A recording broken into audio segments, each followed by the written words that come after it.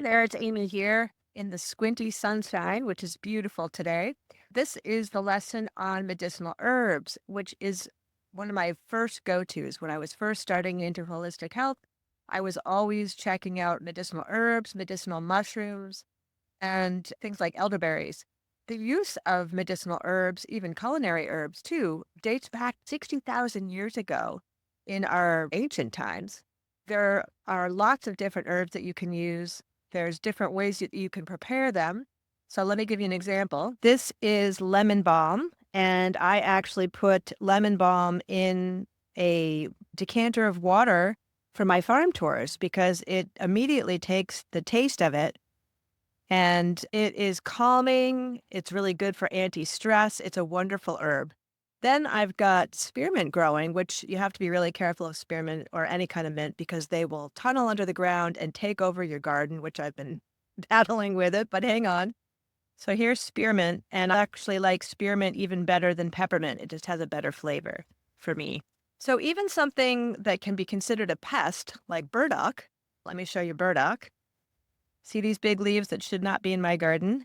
I can dig up the roots of that, which I've done before, and I've made a tincture out of it. And that is particularly good for cleansing the blood and the liver, and it has all kinds of great benefits. Then there's echinacea, which has these kind of cool spikes that are really unique, great for attracting pollinators. And I use that for making a tincture. Actually, I made a mouthwash with one of my retreat groups.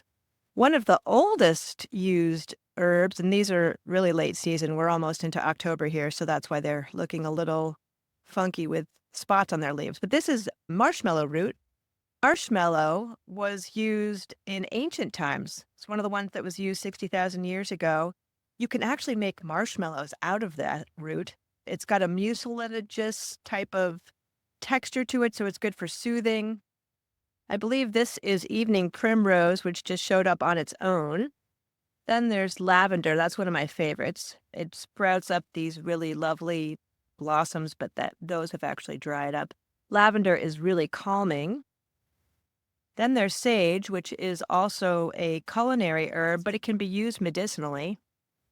And then there's this really cool plantain leaf, which has gotten chopped a little bit, but that is amazing for if you have a bee sting or an insect bite. You chew up that leaf and make a spit poultice and put it on the insect bite, and it takes the itch away and it takes the sting away.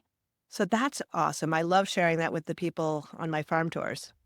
And then, of course, there's dandelion roots and leaves that are great for especially eating in the spring as a spring tonic. And that's the one that so many people foolishly kill off with Roundup and other toxic herbicides. Here's comfrey root, which is an excellent herb to use for the skin, and it has other medicinal benefits. Check out the text version of this medicinal herb lesson for more details.